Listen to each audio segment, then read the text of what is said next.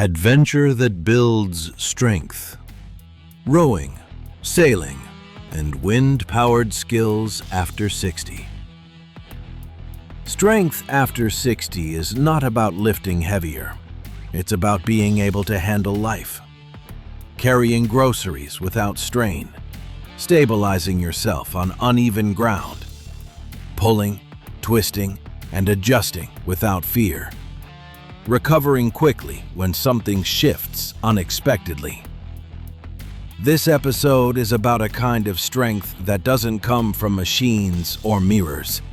It comes from learning to work with resistance, water, wind, rhythm, and timing. Rowing, sailing, and wind-powered skills are not just recreational activities. They are some of the most age-intelligent ways to build real-world strength later in life. Not explosive strength, not maximal strength, but durable strength, the kind that protects independence. Part 1. Why strength after 60 needs a different definition. Earlier in life, strength is often measured by output. How much you lift, how fast you move, how hard you push. After 60, strength becomes about control under load. Can you pull steadily without strain? Can you stabilize your core while your arms work? Can you respond when resistance changes unexpectedly? Rowing, sailing, and wind-powered skills train exactly that. They don't isolate muscles. They train systems working together. Part 2. The type of strength that actually prevents decline. Most age-related weakness doesn't start in the arms or legs. It starts in the core, the hips, the ability to coordinate effort. When those weaken, everything else follows. Wind and water-based skills demand trunk stability, coordinated pulling, timing between upper and lower bodies, sustained effort without joint impact. This is the kind of strength that supports posture, protects the spine, stabilizes walking, and reduces fall risk. It's not flashy, but it's powerful. Part 3. Why pulling movements matter more than pushing after 60. Most people push far more than they pull in daily life. We push doors, we push carts, we push ourselves upright. But pulling, the motion that supports posture and spinal health, often disappears. Rowing and sailing restore pulling strength in a joint-friendly way. They strengthen the back, the shoulders, the grip, and the deep stabilizers. But more importantly, they teach how to pull smoothly instead of forcefully. Smooth pulling protects joints. Jerky pulling damages them. These skills reward control, not aggression. Part 4. Rowing, strength through rhythm. Rowing is not about brute force. It's about sequence. Legs initiate, core transfers, arms finish. Then everything resets. It's about sequence. Legs initiate, core transfers, arms finish. Then everything resets. It's about sequence. Legs initiate, core transfers, arms finish. Then everything resets. Rowing also teaches one of the most important strength lessons after 60. Power comes from timing, not effort. That lesson transfers directly to daily life, lifting, carrying, stabilizing, and reacting. Part 5. Sailing, strength that adapts instead of fights. Sailing is strength with awareness. The wind changes, the water shifts, conditions evolve. You don't overpower the environment, you respond to it.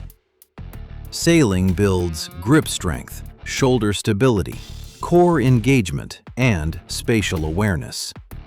But it also builds decision strength, knowing when to pull, when to ease, when to wait. This trains judgment alongside muscle, a critical combination later in life. Part 6. Wind-powered skills and the nervous system. Wind-powered activities demand presence. If your attention wanders, performance suffers.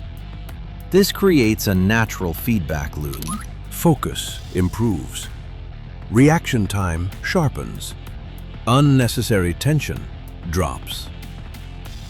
The nervous system learns to stay alert without being anxious. That's a rare and valuable skill after 60. It helps with balance, coordination, confidence, and emotional regulation. Part 7. Why these skills are safer than they look. At first glance, rowing and sailing may seem demanding, but they are actually safer than many gym-based activities. Why? Because movements are controlled, load is distributed, pace is self-regulated, and fatigue is obvious before injury. These activities punish ego quickly and reward patience immediately. That makes them ideal for older learners. Part 8. The social strength factor. One overlooked benefit of these skills is social engagement.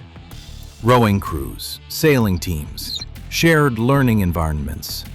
Strength is reinforced not just physically, but socially.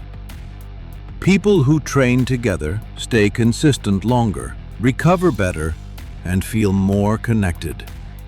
Social strength is protective strength. Part 9. Common mistakes older adults make when building strength. The biggest mistake is trying to muscle through. Force replaces form. Fatigue replaces coordination. The goal is not exhaustion. The goal is smooth effort, clean transitions, and stopping before form degrades.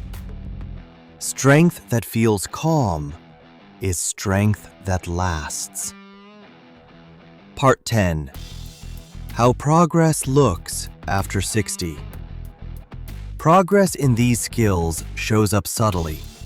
You notice better posture, easier carrying, steadier movement, faster recovery, not soreness, not burnout. Strength after 60 should leave you feeling capable, not depleted. Part 11. Strength that transfers to everyday life. This is where the real value shows. People who engage in rowing and sailing later in life often report fewer back issues, improved balance, greater confidence on uneven ground, less fear when handling unexpected loads. That's not coincidence. That's functional strength at work. Part 12. Choosing the right environment for strength-based adventure. Not all programs are equal.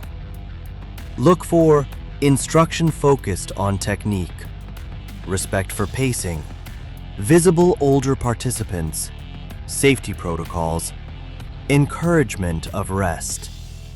Avoid environments that glorify exhaustion, prioritize speed, dismiss recovery. There is no strength in injury. Part 13. Strength as a second act asset. Strength after 60 is not about reclaiming youth. It's about protecting autonomy. The ability to move confidently, handle resistance, and respond without panic. Rowing, sailing, and wind-powered skills build strength that serves life, not vanity. Strength that keeps life open.